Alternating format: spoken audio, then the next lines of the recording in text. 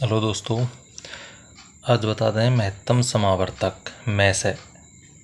English में बोलते हैं इसको HCF। तो सबसे पहले मैस जो महत्तम समावर्तक होता है इसकी परिभाषा जानते हैं। तो इसकी परिभाषा होती क्या है? तो मैस है वह बड़ी से बड़ी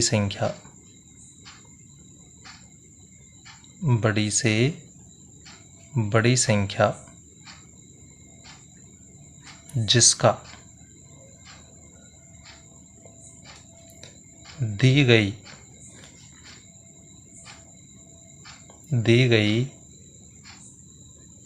सभी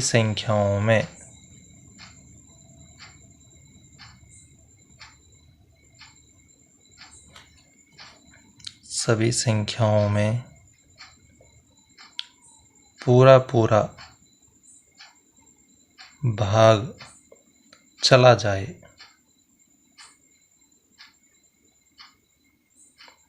मैस या महत्तम समावर्तक कहलाता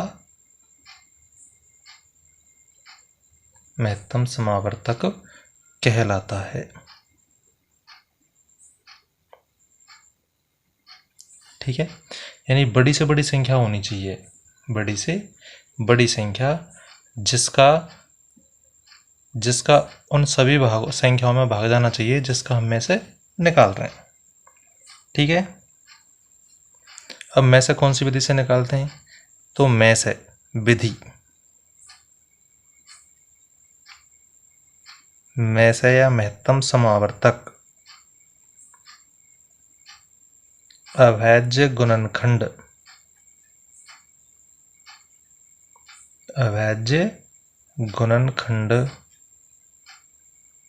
विधि से ज्ञात करते हैं या निकालते हैं। अभी अभाज्य गुणनखंड विधि होता क्या है? तो आपने अभाज्य गुणनखंड तो पढ़े होंगे।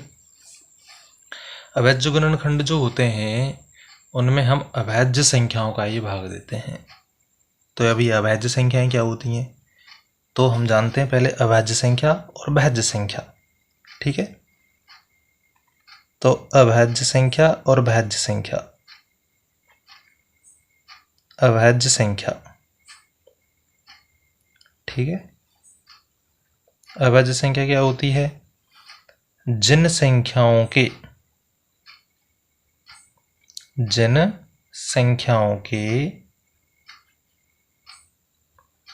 केवल दो गुणनखंड होते हैं, केवल दो गुणनखंड होते हैं।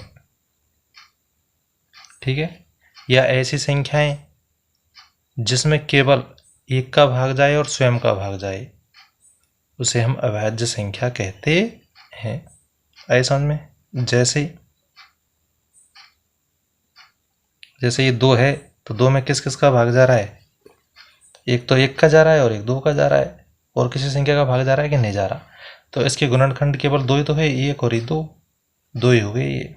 तो ये क्या हो गई? हमारी अभाज्य संख्या। जैसे 3 है तो 3 में एक का जा रहा है और 3 का जा रहा है, अन्य किसी संख्या का भाग जा रहा है क्या? नहीं जा रहा। तो इसके गुणनखंड केवल दो ही है, 1 और 3। जैसे 5 में एक का जाएगा, 5 का जाएगा। जैसे 7 है, 7 में भी एक का जाएगा और 7 का जाएगा। तीसरी संख्या का भाग जा रहा है कि नहीं जा रहा? तो जिसमें केवल दो संख्याओं का भाग जाए, एक तो एक का जाता है और एक स्वयं संख्या का, अन्य किसी तीसरी संख्या का भाग नहीं जाता है, या जिन संख्याओं के केवल दो गुणनखंड होते हैं उसे हम अभाज्य संख्या कहते हैं। तो अब अभाज्य संख्या कौन कौन सी होती हैं? अभाज्य संख्याएं, ये आपको याद होनी चाहिए कि अभाज्य संख्याएं कौन कौन सी हैं। क्यों याद होनी चाहिए? क्योंकि हम जब भी अभाज्य गुणनखंड करेंगे तो इन्हीं अभाज्य संख्याओं का भाग देंगे, अन्य किसी संख्याओं का भाग नहीं देंगे। तो अभाज्य संख्या कौन कौन सी हैं? 2, 3, 5, 7, 11, 13, 17, 19, 23, 29, 31, 37, 41, 43, 47। ठीक, 47 के बाद में 53, 53 के बाद में 59, 61, 67। बहुत सी संख्याएं हैं। तो ये सभी क्या है? अभाज्य संख्याएं हैं। और इन्हीं अभाज्य संख्याओं का ही प्रयोग करके हम अभाज्य गुणनखंड करते हैं। ठीक है, तो ये संख्याएं आपको, जो अभाज्य संख्याएं हैं, ये आपको याद होनी चाहिए, कोई दिक्कत नहीं। अब इसके बाद में देखो भाज्य संख्या क्या होती हैं। भाज्य संख्या तो सीधी सी बात है भाई, जिसके गुणनखंड 3 होते हैं, जिन संख्याओं के केवल 2 गुणनखंड होते हैं वो तो अभाज्य संख्या, और जिन संख्या के गुणनखंड 2 से ज़्यादा होते हैं, यानी 3 और 3 से अधिक होते हैं, जिन संख्याओं के गुणनखंड, चलो लिख देता हूँ इसकी, जिन संख्याओं के गुणनखंड 3 या 3 से अधिक होते हैं,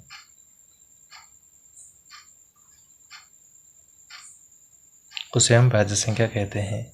ठीक है, जैसे 4 है, 4 में देखो 1 का जा रहा है, 2 का जा रहा है, 4 का जा रहा है। ठीक, 6, 1 का जा रहा है, 2 का जा रहा है, 3 का जा रहा है, 6 का जा रहा है। तो इसके गुणनखंड तो 3 हो गए, इसके 4 हो गए, तो कम से कम 3 होने चाहिए, और 3 से अधिक कितने भी हों वो क्या होंगे? आपकी भाज्य संख्याएं होंगी। ठीक है, तो अब देखो पहला सवाल करते हैं, यानी में से निकालते हैं। ठीक है, जैसे 4 और 10, इसका में से निकालें तो इसके अभाज्य गुणनखंड करेंगे। तो पहले तो 4 के अभाज्य गुणनखंड करते हैं। 4 है, 2 का भाग दो, 2 दूनी 4, 2 एकम 2। भाग की क्रिया जब तक करते हैं हम, जब तक नीचे क्या नहीं आ जाए 1। ठीक है, फिर देखो 10 के अभाज्य गुणनखंड करो। 10 में सबसे पहले किसका देंगे? 2 का। किसका देंगे? 2 का देंगे। 2 का भाग 10 में दिया 5 बार, फिर 5 का भाग दिया, 5 एकम 5। ठीक है, अब देखो 4 के अभाज्य गुणनखंड को लिखते हैं यहाँ पे। 4 में किस किस का भाग दिया? 2 का। और 10 के अभाज्य गुणनखंड 2 गुना 5, ये वाला लिख दिया मैंने, ये 2 गुना 5। अब देखो में से में क्या करते हैं हम? में से में क्या करते हैं? इसके जोड़े बनाते हैं। जोड़े का मतलब, जैसे ये 2 संख्याएं 4 और 10, तो इस 4 के अभाज्य गुणनखंड 2 गुना 2 और 10 के अभाज्य गुणनखंड 2 गुना 5। तो ये जो अभाज्य गुणनखंड में जो जो समान है उन पे हम गोला लगा लेंगे। तो इसमें भी 2 है, इसमें भी 2 है, और जो समान होता है ना वही क्या होता है? हमारा में से होता है। तो में से क्या आ गया? 2 ही 2 मिल रहा है केवल। अब इसमें देखो, इसमें 2 है, इसमें 5 है, तो ये मिल रहा है या नहीं मिल रहा है? तो इसलिए हम इन पर ना तो गोला लगाएंगे और ना ही इनको हम में से में शामिल करेंगे। यानी कहने का मतलब ये है कि जो दोनों में समान है वही हमारा क्या होगा? में से होगा। तो में से कितना आ गया हमारा? 2 आ गया। ठीक, जैसे दूसरा उदाहरण देखते हैं। जैसे 10 और 20, तो 10 के अभाज्य गुणनखंड करते हैं पहले। 2 पंजे 10, 5 का दिया, 5 एकम 5, यानी 10 के अभाज्य गुणनखंड हो गए हमारे 2 गुना 5। अब 20 के अभाज्य गुणनखंड करते हैं। 2 का भाग देंगे, 2 धाई के 20, फिर 2 का दिया, 2 पंजे 10 और 5 एकम 5, यानी 20 के अभाज्य गुणनखंड हो गए कितने? 2, 2 और 5, 2 गुना 5। अब इसमें देखो दोनों के अभाज्य गुणनखंडों में क्या क्या मिल रहा है? एक तो देखो 2 दोनों में है, और एक ये 5 दोनों में है। इसमें 2 है लेकिन ऊपर 2 नहीं है, तो हमने गोला नहीं लगाया, यानी जो दोनों में आ रहा है उन्हीं पे गोला लगाएंगे। तो में से क्या हो जाएगा इसका? देखो दोनों में 2 2 आ रहा है तो 2 ले लिया, दोनों में 5 आ रहा है तो इसके एक 5 ले लिया। बात समझ में आ रही है? 2 गुना 5 10, यानी 10 और 20 का जो मैसा आया है वो कितना आया है? 10 आया है। कोई दिक्कत किसी को? आगे देखो तीसरा और समझते हैं। ठीक है, तीसरा देखो। चलो तीसरा जैसे मैंने लिखा, तीसरा है 10 20 30। अब ऐसे गुणनखंड करते हैं। पहले तो करते हैं 10 के, किसका भाग देंगे? 2 का।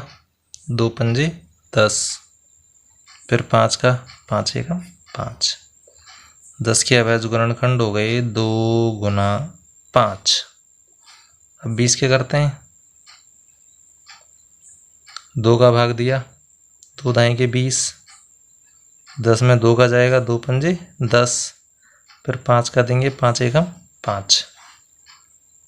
तो ये 20 के अवैध गुणनखंड हो गए क्या? 2 गुना 2 गुना 5। अब 30 के अवैध गुणनखंड करते हैं। 30 के में किसका देंगे? एक अंक 0 है, सम संख्या है 2 का 2। अब 2 का भाग देने का मतलब है, मैंने पिछली वीडियो में बताया कि जिसमें 2 का भाग दे रहे हैं तो उसके आधे कर दो। 30 के हमें दे रहे हैं तो 30 के आधे कितने हो जाएंगे? 15। अब 15 में 2 का चला जाएगा क्या? नहीं जाएगा 2 का, तो विषम संख्या है तो 5 का दें इसमें। लेकिन 5 से पहले छोटी संख्या और है क्या? 3, तो 3 का देते हैं छोटी संख्या का। तो 3 पंजे 15 और 5 एकम 5। देखो जिन जिन का भाग दिया है वो सभी अवैध संख्याएं, 2 3 5 अवैध संख्या है ना। तो इन अवैध गुणनखंडों में हम जिनका भाग देते हैं वो अवैध संख्याएं सब, ये ध्यान रखनी है आपको। अवैध संख्याओं का ही भाग देते हैं। तो 30 के अवैध गुणनखंड हो गए 2 3 और 5। 2 गुना 3 गुना 5। अब हमें क्या निकालना है? मैस है। 10 के अवैध गुणनखंड लिख लिए, 20 के भी लिख लिए और 30 के भी लिख लिए। अब हमें क्या बनाना है? जो तीनों में समान आ रहा है उस पर गोला लगाना है। तो तीनों में देखो 2 आ रहा है, इसमें भी 2 है और इसमें भी 2 है। और क्या आ रहा है? तीनों में 5 आ रहा है, इसमें भी है और इसमें भी है।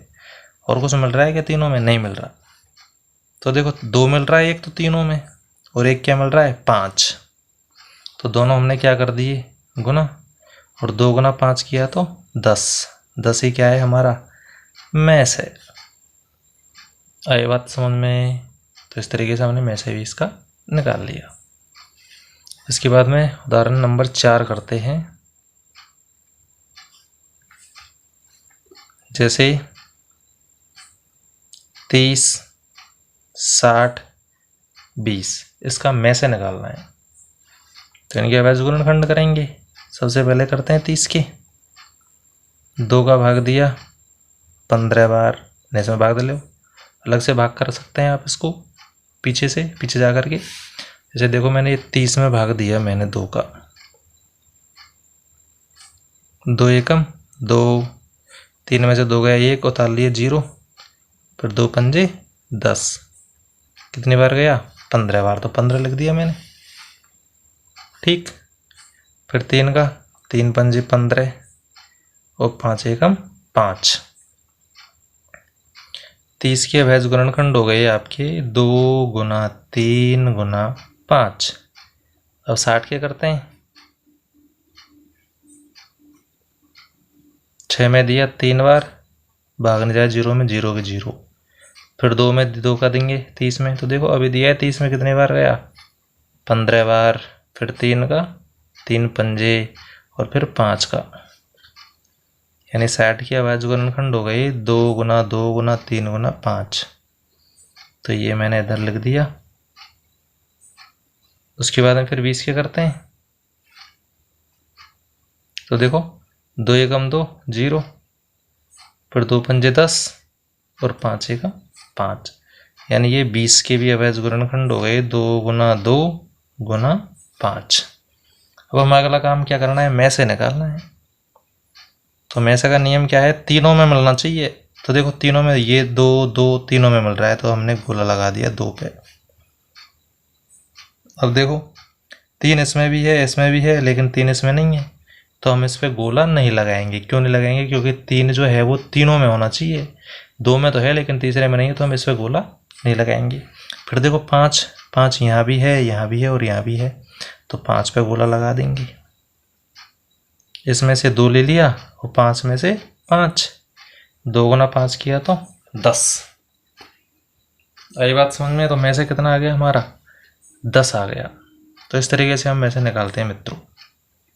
तो ये वीडियो पसंद आई हो तो इसको लाइक और शेयर करें और हमारे चैनल को सब्सक्राइब ज़रूर करें। साथ ही कोई भी वीडियो में कोई भी सवाल समझ में नहीं आता है तो वीडियो को उसको बार बार देखें आप। जितनी बार भी आप वीडियो को देखेंगे आपकी समझ में अच्छी तरीके से आएगा।